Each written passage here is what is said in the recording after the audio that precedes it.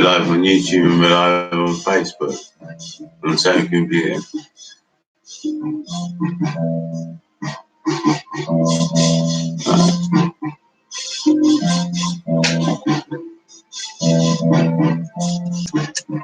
Yeah, so I'm on to YouTube. See that I'm on now. And then check out the street of the world with aberration. Moral aberration is a word that Jamaicans use, I think.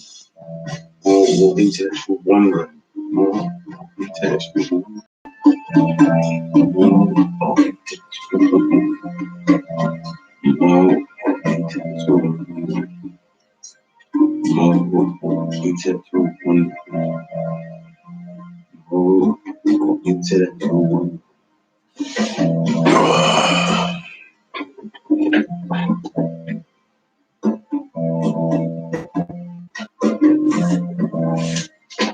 Moral or intellectual wandering.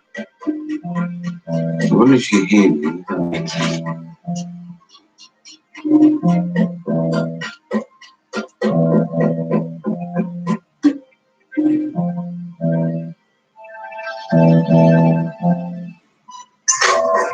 Moral or intellectual.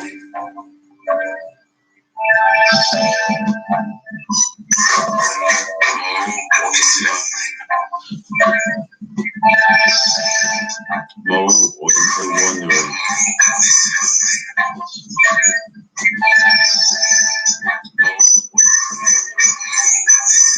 I can hear that one, really. Let's shut down the mic. Moral or intellectual wandering.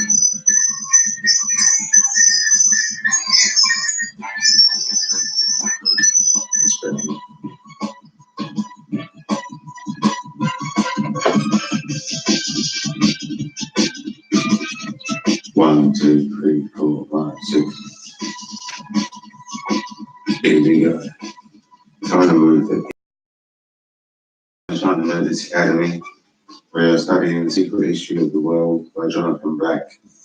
We're looking into detail the words that I don't know.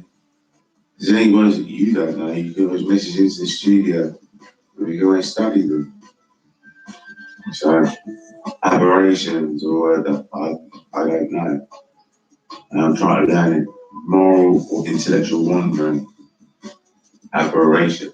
Moral or intellectual wandering. Aberration. Moral or intellectual wandering. Moral or intellectual wandering. Moral. This is how I learn. Aberration. Moral or intellectual wandering. Which will help my MCing, this will help my lyrics. Learning these words.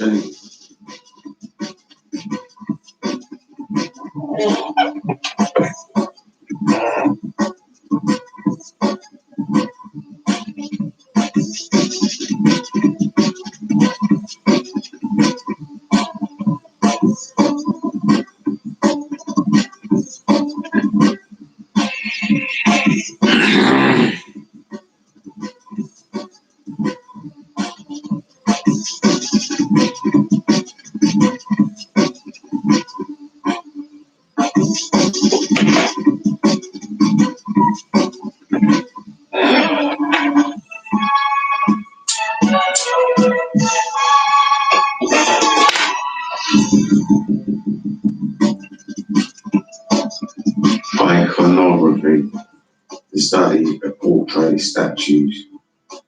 Iconography is the portrait statues. Iconography, the study of portrait statues, etc. Iconography.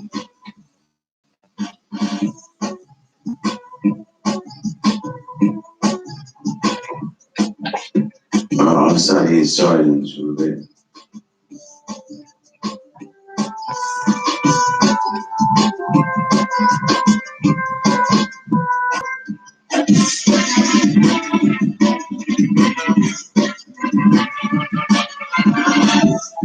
I'm just repeating it in my mind, you know.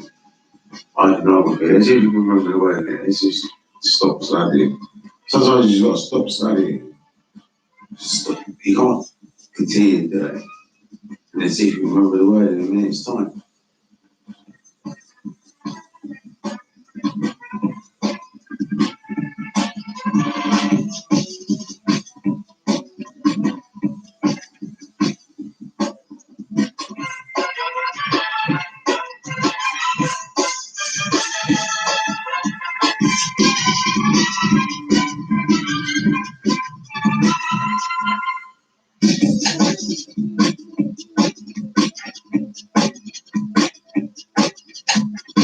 Iconography.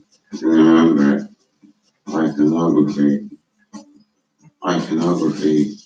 The study of, see, oh yeah, I got the beginning part. The study of portraits, statues, etc. Portraits, statues, etc. The study of portraits.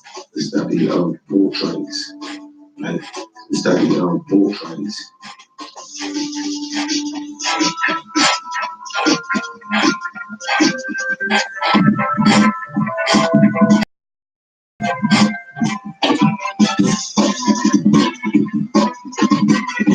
Well, we'll just wait a minute and see if you can remember it.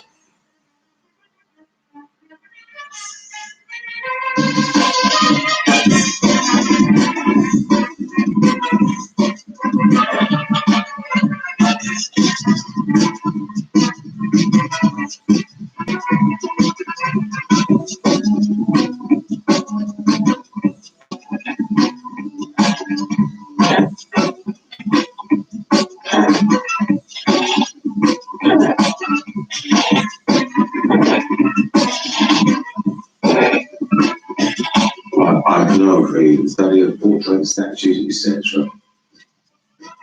Iconography, the study of portraits, statues, etc. Let's try and do aberration. Aberration, moral, or don't remember that. If you remember one word, then you can't remember the four. So you got to do it again. Right, now I've got to revise it. Aberration, moral or intellectual wandering. Moral or intellectual. Moral or intellectual. Aberration, moral or intellectual wandering.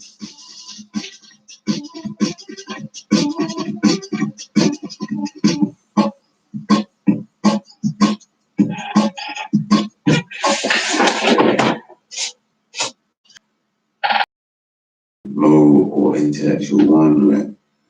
Let's see if you can remember iconography, the study of portraits, statues, etc. Aberration, moral or intellectual wandering. Right, let's just wait a minute and see if we can remember these.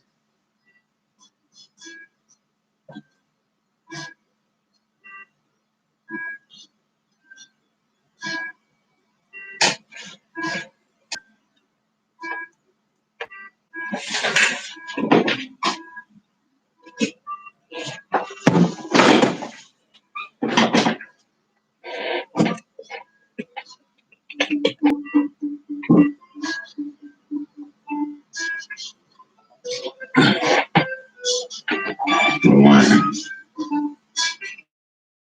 aberration, moral or intellectual wandering.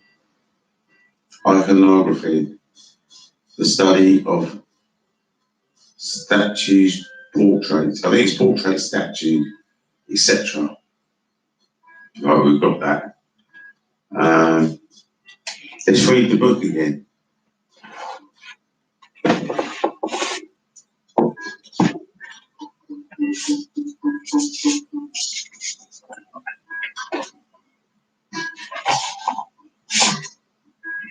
In the iconography and statutory, what does statutory mean? You don't know what statutory means. Statutory, I mean, we have to study that.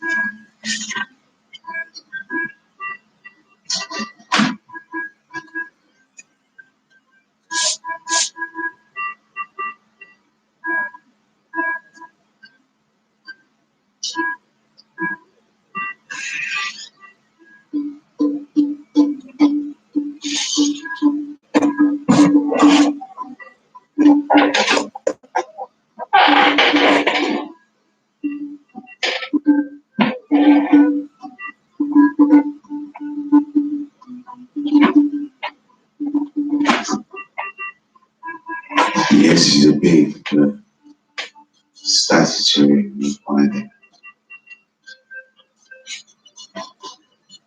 It's a word that we use commonly, but do we really know what it means?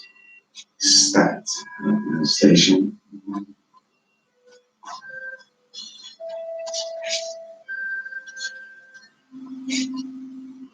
Stats, we're almost there. The next page, I think.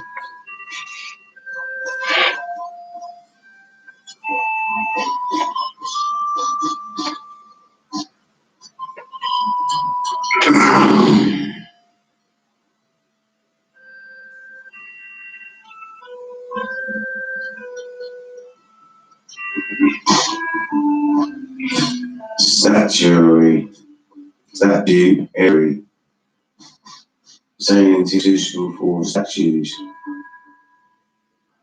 Right, statuary. And then there's a second definition, also making or carving statues. Statues collectively, sculpture, who sculpture figures, make up of statues. So what is the statutory rights? It's very strange. And statutory rights, can you use this word? I don't get it.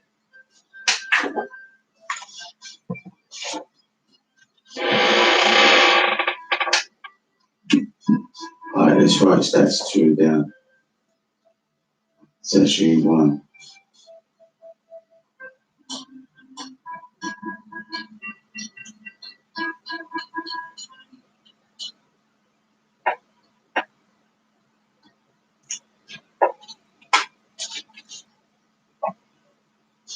So we'll write down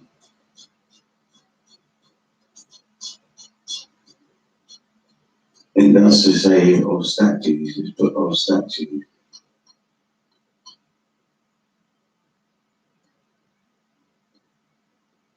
And then we'll put colon, a semicolon, statue and area.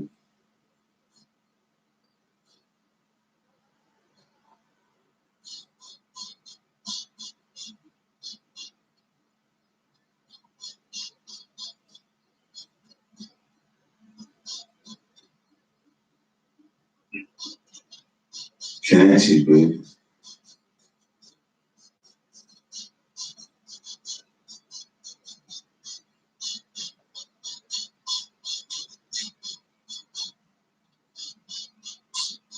pertaining to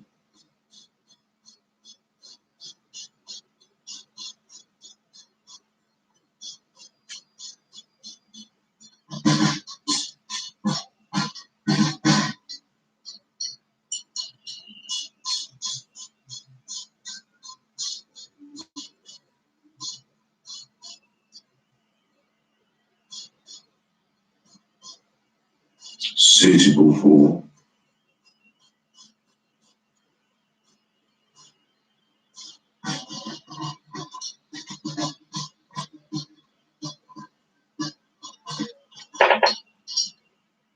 statues.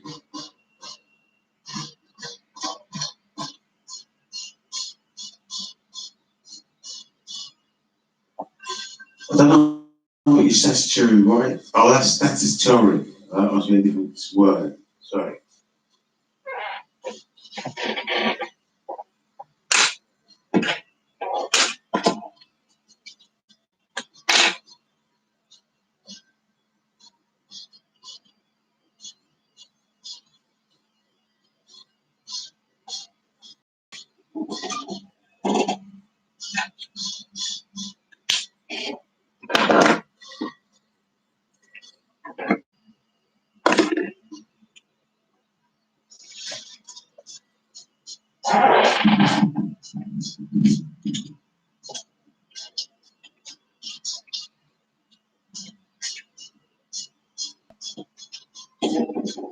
All right, now we've got a new word to learn.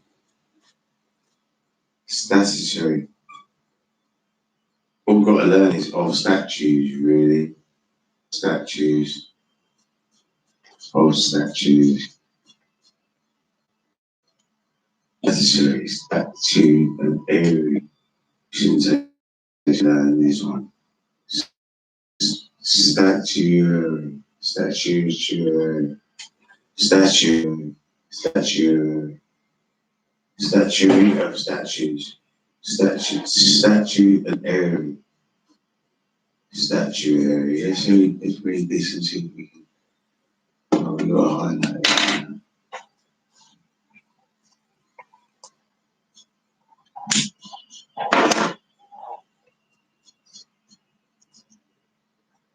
In the iconography and statuary of the ancient world, statue bronze. See, I didn't understand last time. I read many times. I never understood that.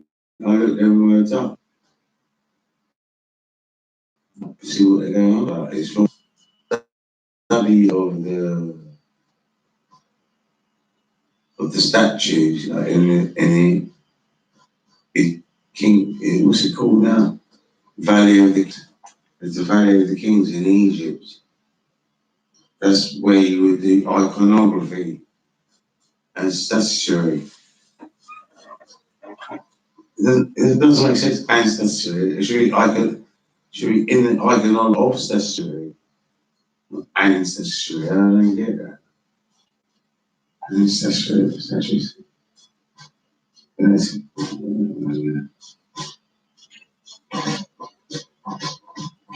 Uh, to me, I know what he's getting at anyway. That's the whole point of it, but you get to know what he means, and that's what it's about, really. So, ancient. You know what the word ancient means now? I know what it means. But let's look at the definition of ancient. Let's highlight it.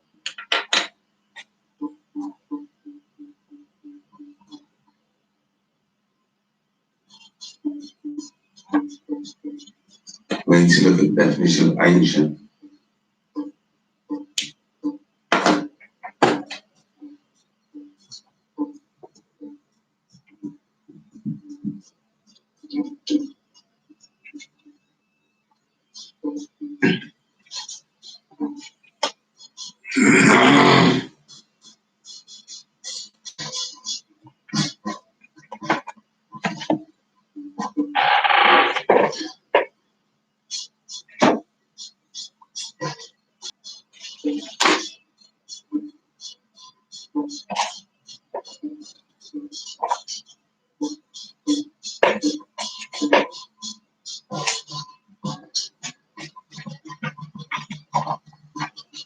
Ancient, found it. Old or long-standing, having existed from times past, persons and things now, chiefly of latter. Application to personally archaic or literary specific law enjoyed without interruption for 20 years or more. An old man, archaic, ancient of days, God. And that just it does say God and that's in between, that's on his own. It says God on his own. So to me, ancient means God. Forget the rest of that. God. So we could study the word God now, but I'm going to write ancient and God down.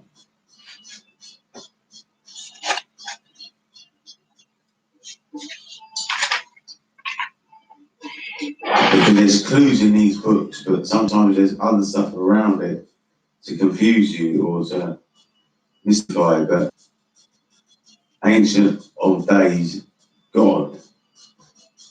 That's B. That's one definition. Ancient of days, God.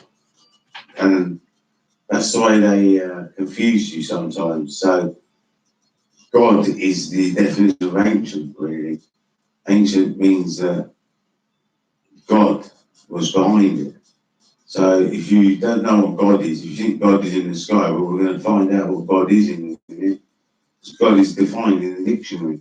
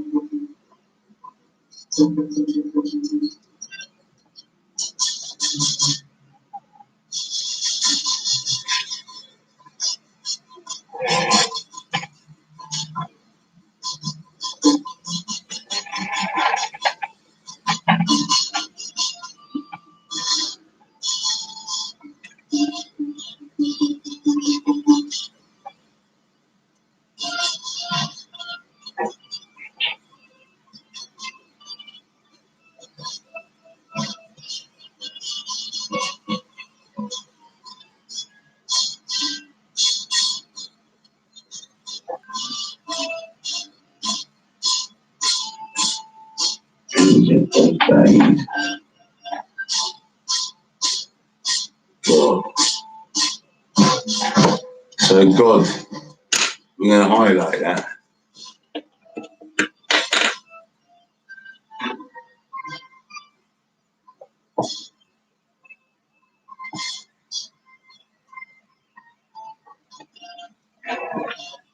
Ancient God. You know, when you hear the word, it's God.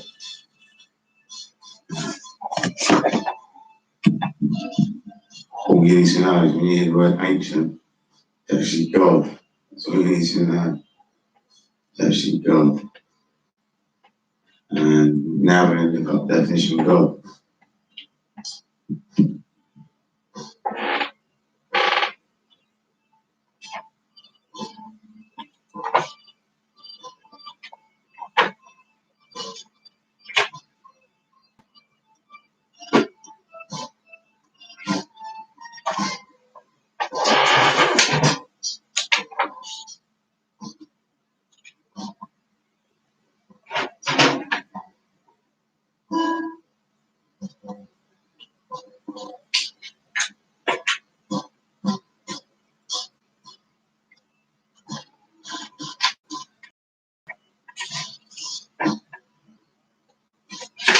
Right, I found the definition of God. One of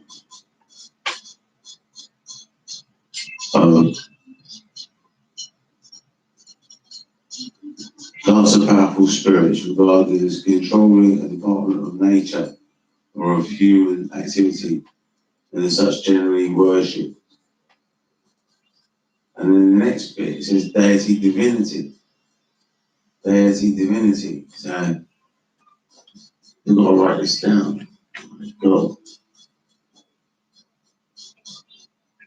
I'm not going to write it all down because if you understand how a dictionary works, deity divinity is what I need to write down. Worship. That is write down that first part. That's the bit that you don't want to believe in. But I want to write down deity divinity. So that comes under 1A. 1A.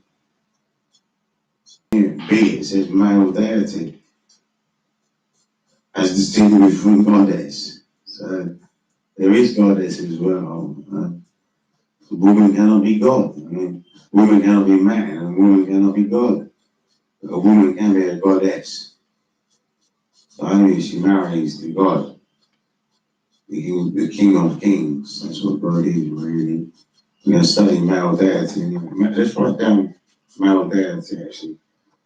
B, male deity.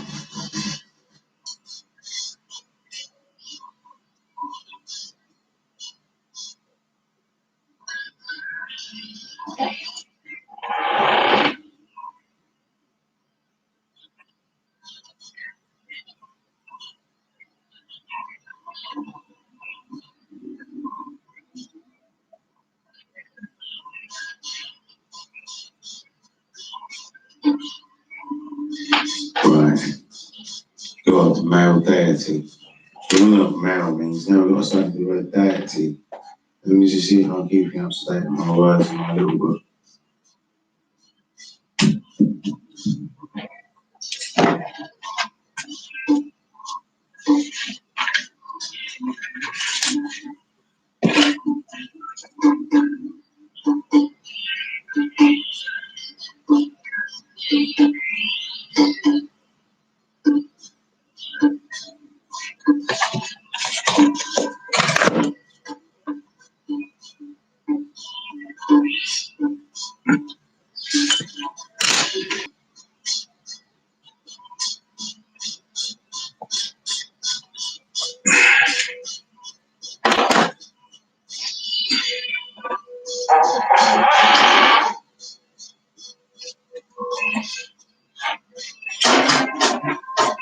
You see, God is real, does exist, and he's not he is a real person.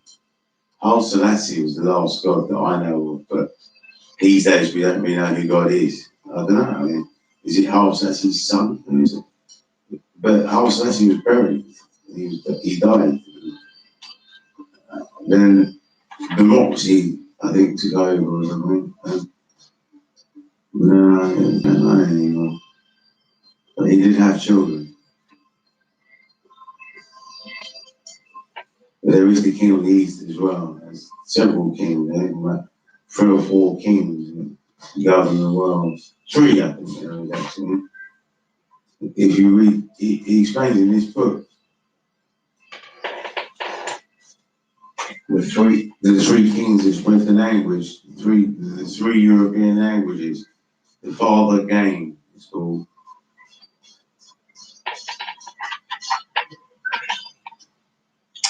I'll explain that later, but I'm there now. Like deity, it's on this page. No, it's not on this page.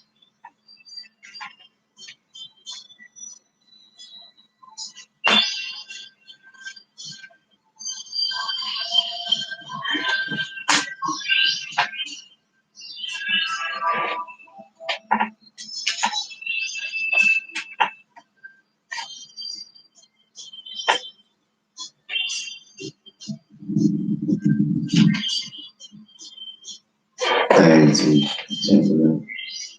should be on this page. Deity, I found it.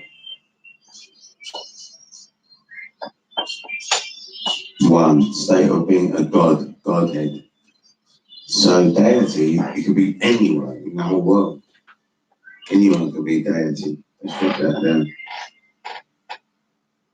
So I suppose godhead in my own way, but I've got godhead now.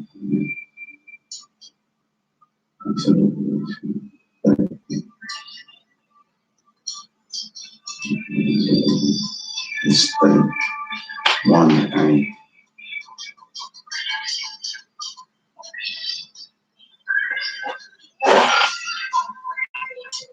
the state of being a god.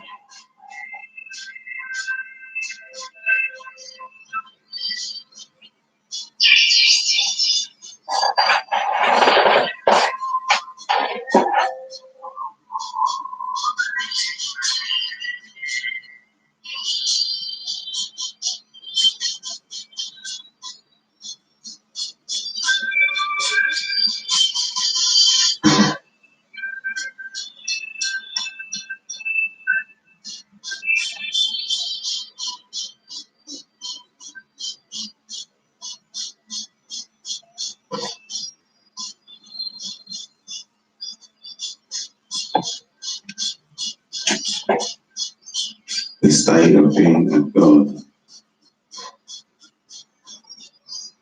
Godhead.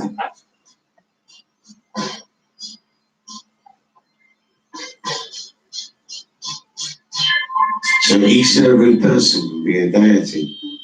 I didn't realise that. I thought deity just meant the most high, but God, the ancient God, male deity. Is a male deity, and there's got a goddess is a female deity. We can all be gods. We can all be gods. We can all do it. Character of Christ, isn't it? I mean, even though some phony fucking things doesn't really exist, but I mean, if you've got morals, if you study ethics and philosophy, that will help. So that was ancient, which is kind of the word ancient. So in the iconography and statuary, so that's iconography is the study of statues and no, the study of portraits and statues. So there's the study of portraits and statues. So is that maybe we've got this one up. Let's have a look.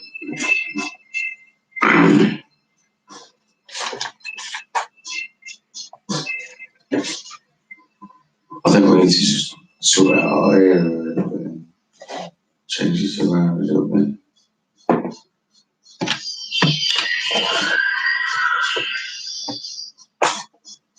That's better. That's better. Right. deity, state of being God, Godhead.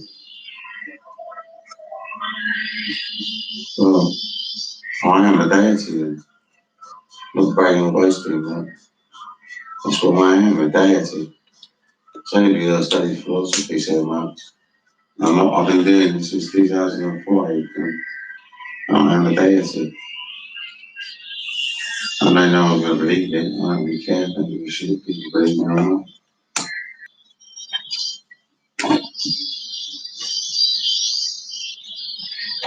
In the iconography, let's have a look at that. The same portrait statues, yeah, I was right. So what's statuary mean? So, statues, yeah, that's what I mean. Lexical vicinity suitable for statues. I didn't get that word. And statuary, the English word does make sense, yeah. In iconography, a statuary of the ancient world. What clever writers have all these words like that? I don't know. It impresses me, these people. Uh, Language is an amazing thing. It explains a lot in those words. And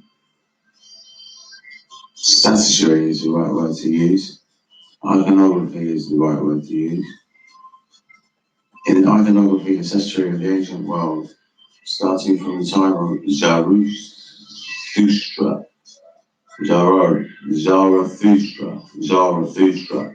Right, we're going to have to study that.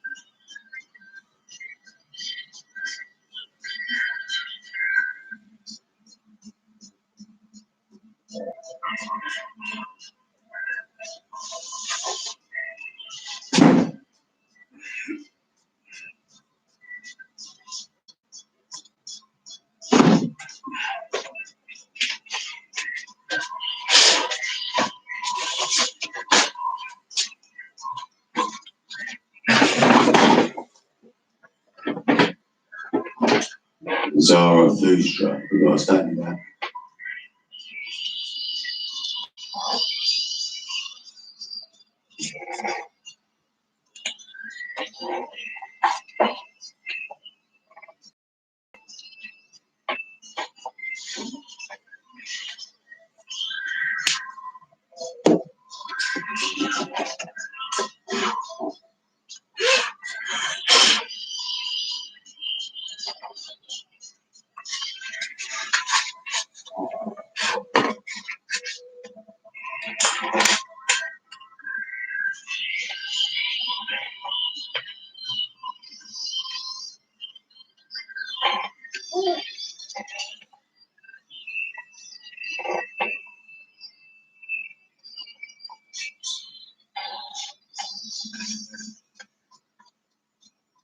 Zarathustra.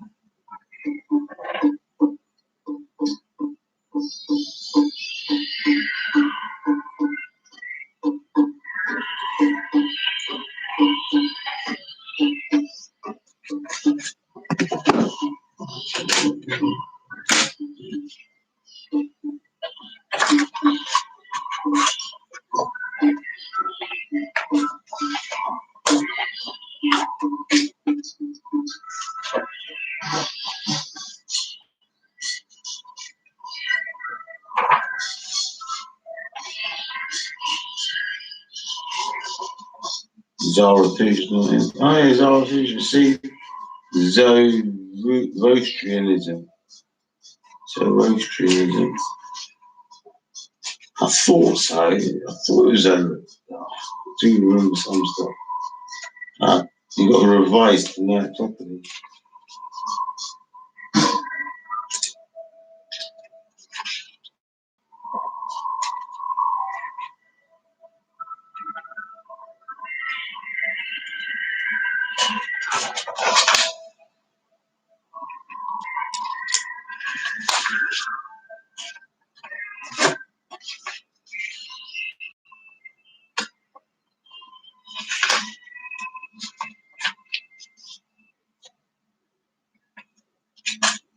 Zoroastrianism.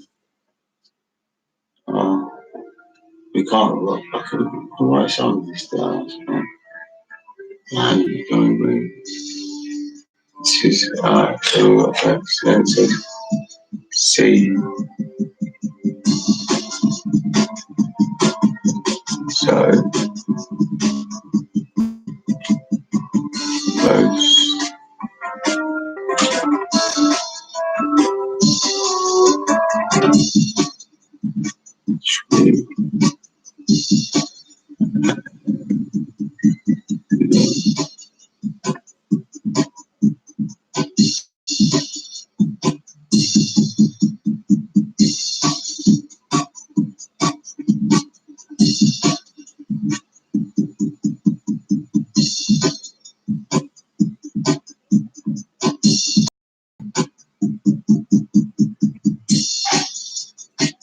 we'll just put it in encyclopedia. We're not going to write all this down.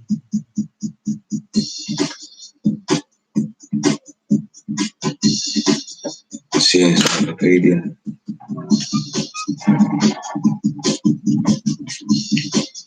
Zoroastrianism.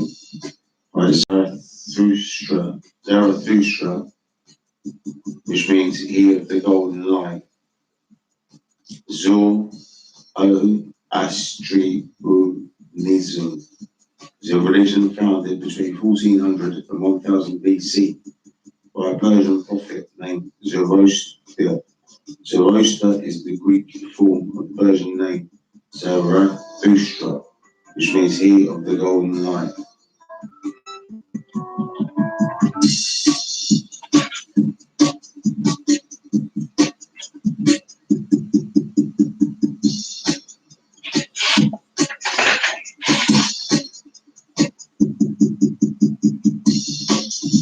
Beliefs. Zoroastrianism teaches a belief in one God, Ahura Mazda, who created all things. Devout people must seek and obey Ahura Mazda, who will judge everyone at the end of worldly time, after their bodies have been resurrected. The heart of Zoroastrianism is a belief in a battle between good and evil. Zoroaster taught that the earth is a battleground where a great struggle is taking place between Spenta, Manu, the spirit of good, and Angra, Manu, the spirit of evil. It sounds like Christianity to me.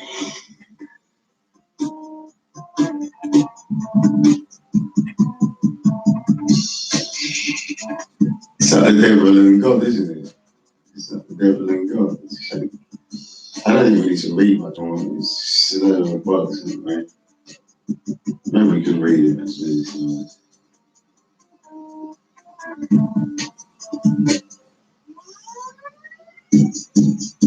Zoroaster composed several hymns called Gathas that were collected into a sacred book known as the Avesta. These hymns are the only record of what Zoroaster believed in his own words.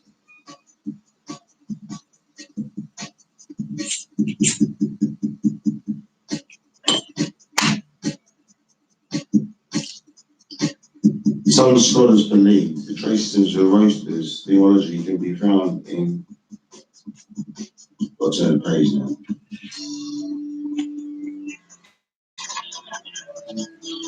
1351, Zurich.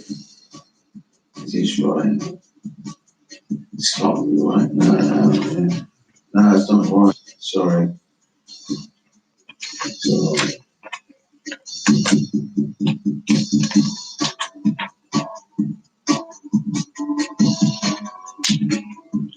Oh, right, here we go. Yeah. Some scholars believe traces of Zoroaster's theology can be found in concept of Satan, and I just said that, didn't I? It's the personification of evil, anger, Mayenu. They also find similarity between the Zoroastrian belief in Fravishers, guardian spirits, and angels of Western religions. It's shocking, isn't it? History. Little is known of Zoroaster's life. Scholars believe he lived between 1400 and 1000 BC in what is now northeastern Iraq. The Zoroastrian tradition teaches that he lived between the early 600s and the mid 500s BC. He left his home in search of religious truths. After wandering and living alone for several years, he began to have revelations. At the age of 30 in a vision, he spoke with Mohu Mana, a figure who represented the good mind in the vision. Zoroaster's soul was led in a holy trance into the presence of Ahura Mazda. Ahura, Zoroaster's conversion of Vishnu. Zoroaster was assassinated at the age of 77. Zoroastrianism thrived in Persia from about 550 to 330 BC, when the region seems to have lost some of its vitality. The Muslim conquest of Persia in the mid AD 600s led to the further decline in the practice of Zoroastrianism rites and rituals. However, several groups continue to observe the religion traditions. These groups have carried the faith into the 1900s in Iran, India, and other countries. In India, followers are called Parsis. Modern Zoroastrians read from the Avesta, practice traditional purification habits, and attend rituals at fire temples. Fire is important in Zoroastrianism as a symbol of Ahura Mazda. See also Persia, ancient religion pictures. We're not going to do all that now. That point, we've got a little background on Zoroastrianism there. Zoroastrianism. We'll put that there. Right. So, knowledge of the secret doctrine, like in iconography, the study of statues and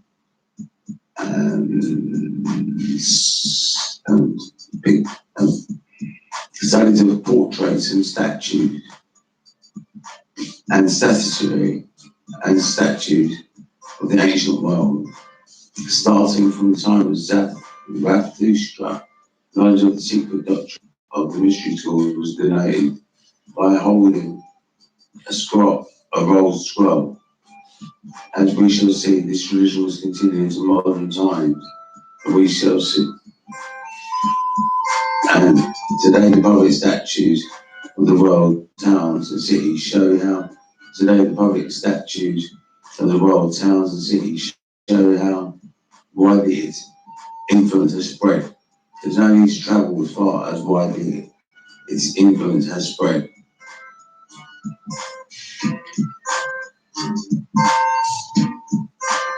There's no need to travel as far as sites like René's de Chateau, Rostin Chapel, or the remote fastness of Tibet to find occult symbols of secret cult. By the end of this book, the reader will be able to see that these traces lie all around us in our most foreign public buildings and monuments, in churches, art, books, music, films, festivals, folklore, in the very stories we tell our children, and even in the names of the days of the week. Two novels, Foucault's Pendulum and the Da Vinci Code, popularized the notion of conspiracy of secret societies that seek to control the course of history. These novels concern people who hear intriguing rumors of the ancient secret philosophy, set themselves on a trail of it, and are drawn in.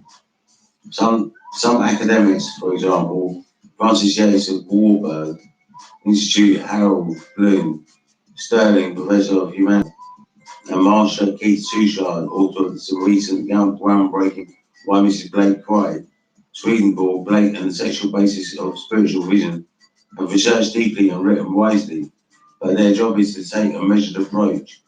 If they have been initiated by men in mass, taken on journeys to other worlds, and shown the power of mind over matter, they are not letting on. I rest there right now for the moment. That's the end of the paragraph anyway. There wasn't any words to study in that paragraph really. Just waffles really.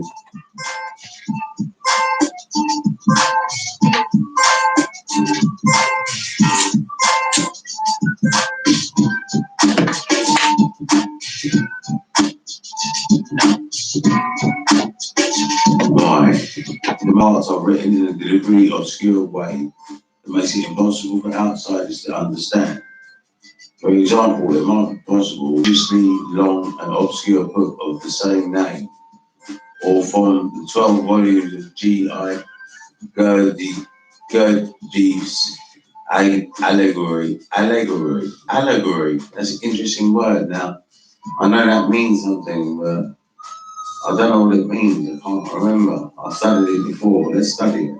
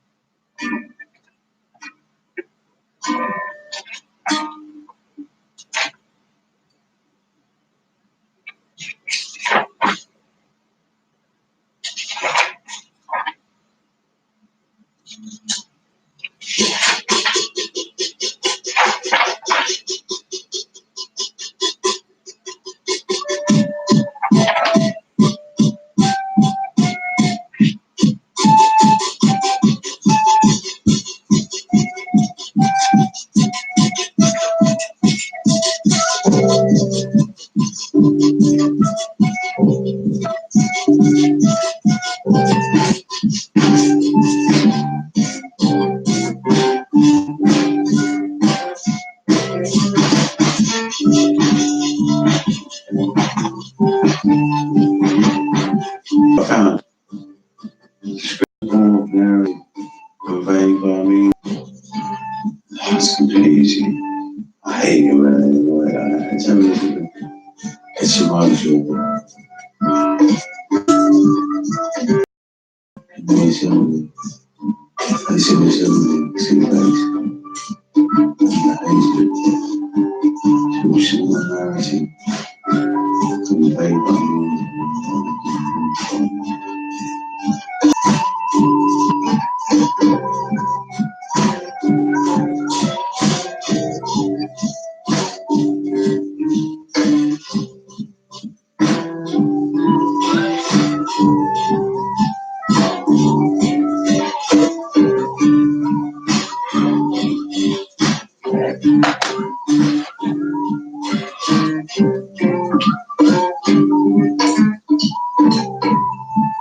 I don't know how I write this one. That's so confusing. I can't work it out. I don't think it makes any difference to know the story. It's some sort of a narrative or something.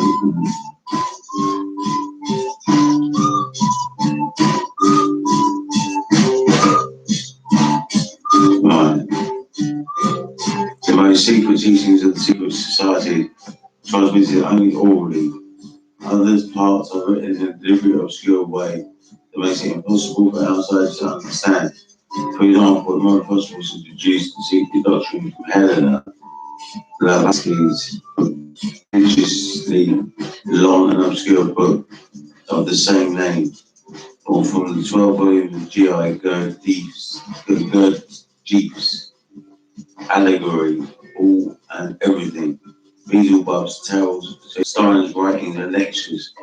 Similarly, you might in theory be capable of decoding the great alchemical texts of the Middle Ages or the esoteric tracts of high-level initiates of later periods such as Paracelsus, Jacob, or Manuel Swedenborg.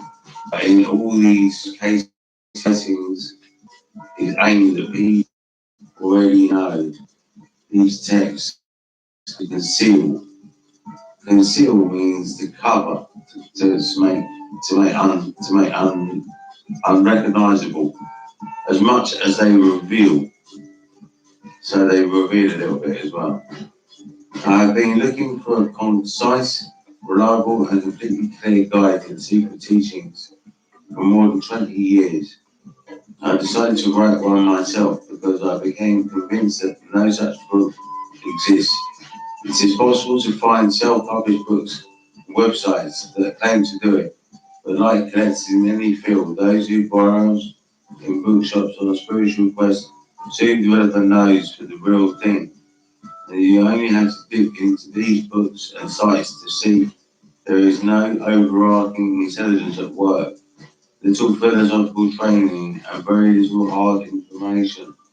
The history then is the result of nearly 20 years research. Books such as Mysterium Magnum, Commentary on Genesis by the mystic and Rosicrucian philosopher Jacob Boehme, together with books by his fellow Rosicrucian Robert Flood, Paul and Vaughan, have been key sources as well as modern commentaries on their work by Rudolf Steiner and others. These are listed in the notes at the back, rather than considering the main body of the text. For reasons of content sources by a member of more than one of the secret societies, someone who in the case of one secret society at least has been initiated to the highest level. I have been working for years as an editor for one of London's larger publishers, commissioning books on a wide range of more or less commercial subjects, and sometimes also indulging in my interest in the esoteric. One day a man walked into my office who was clearly of a different order of being. He had a business proposition that weeks later, it's just outbreak.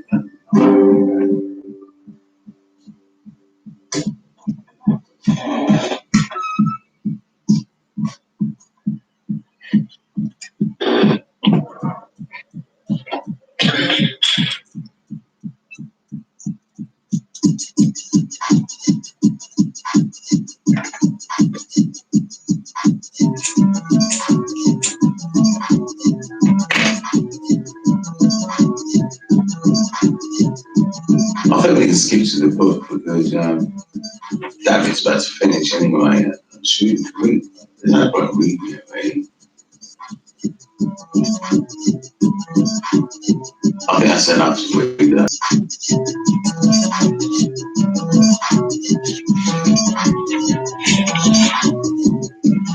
But we're going to start with the beginning of the book. I had the introduction. I had not read the whole book. I just want to get into the secret history of the world. I want to get into the real facts or beliefs or something. We'll get through it. I'm getting a bit cold now.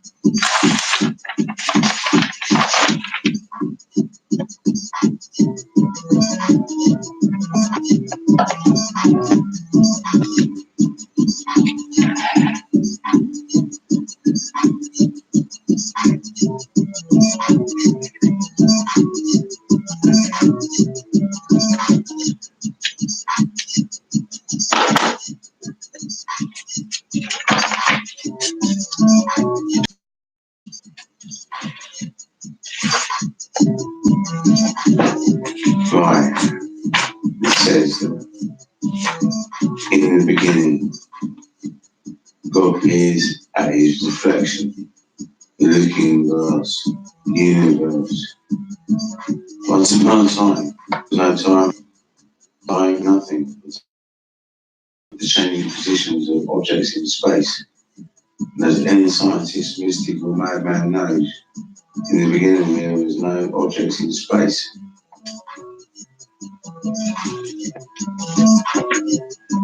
I think I started an extreme for this. Oh, nah, fuck it. I don't know.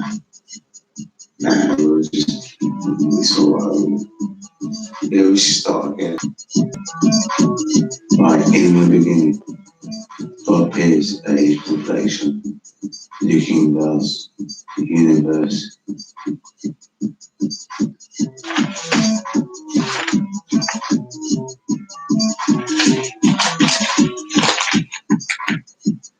Once upon a time, there was no time at all. Time is nothing but a measure of the changing positions of objects in space. As any scientist, mystic, or madman knows, in the beginning there was no object in space.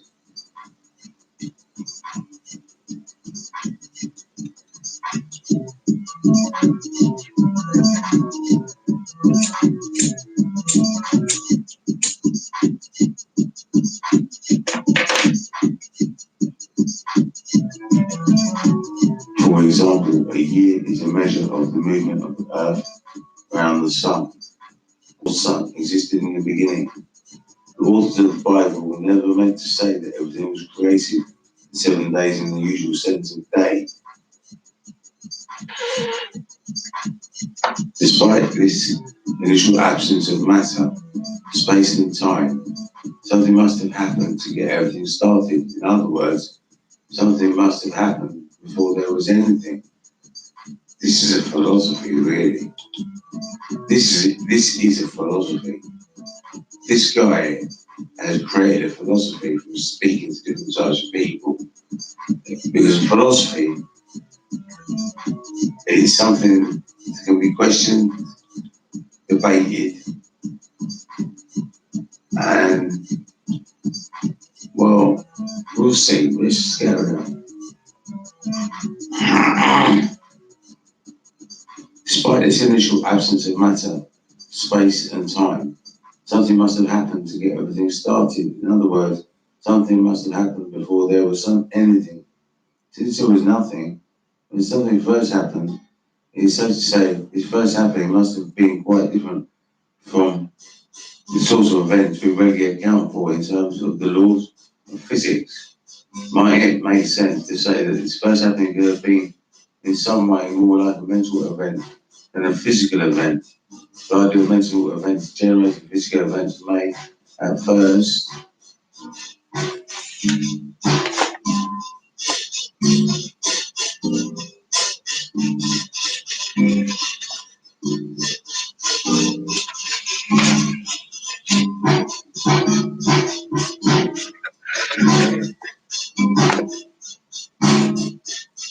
seem counterintuitive, but in fact it's something we experience all the time. For example, what happens when I'm struck by an idea, such as I just have to reach out and stroke her cheek? Is that a pulse jumps, a synapse in my brain, something like an electrical current runs down a nerve in my arm and my hand moves? And these everyday examples tell us anything about the origins of the cosmos. In the beginning, an impulse. As children, didn't we all feel wonder when we first saw crystals precipitating in the bottom of a solution? If an impulse was squeezing, out one dimension into the next, in history we shall see how for many of the world's most brilliant individuals, birth of the universe, the mysterious transition from no matter to matter has been explained in just such a way. They have envisaged. Who knows what envisage means? I know what envisage means. It means perceived, to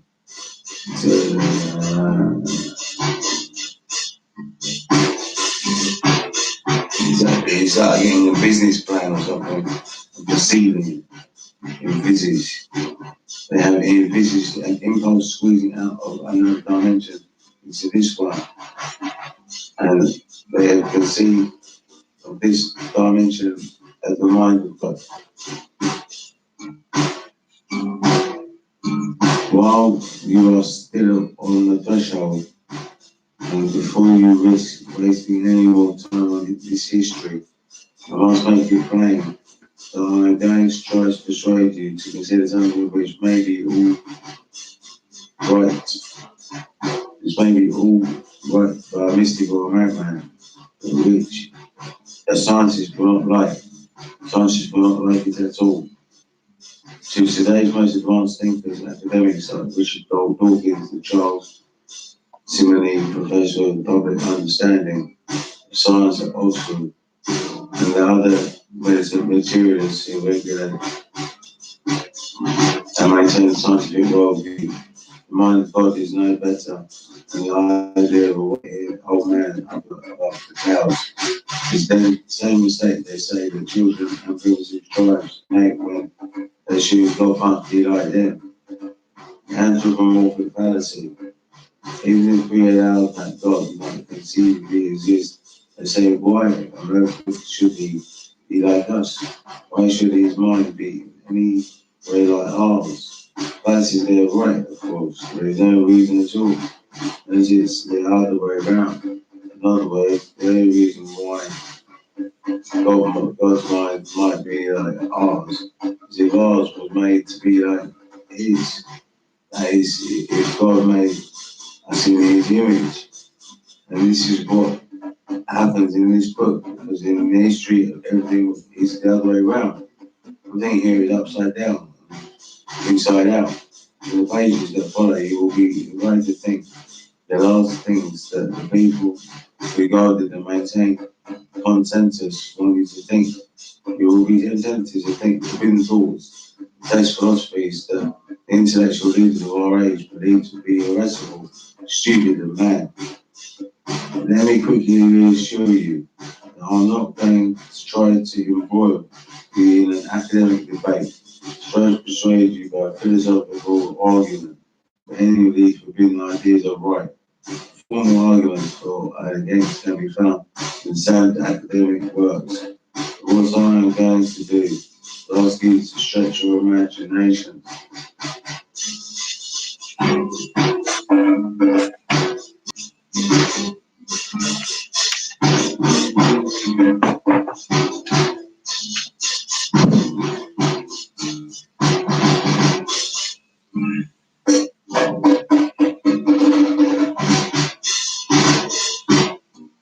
I want you to imagine what it would feel like to see the world and history from a point of view that is about as far away from one you've been taught as it is possible to get.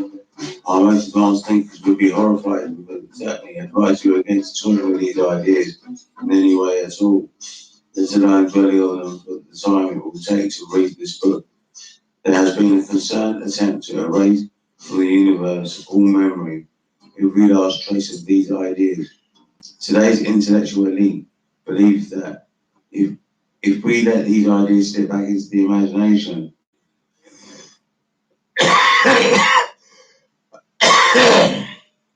even briefly, we risk being dragged back into an aboriginal or atavistic form of consciousness, a mental slide from which we have had to struggle over many millennia to evolve.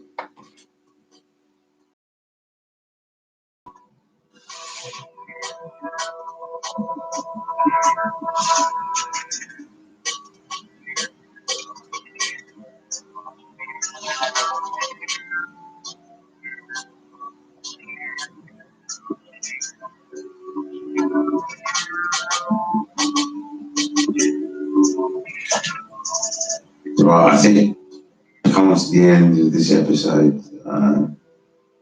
I might be back in a minute. I don't know. And I might upload some music onto YouTube. I think that's what I'm doing next. I'll have a little. I'll come back to this later. Right.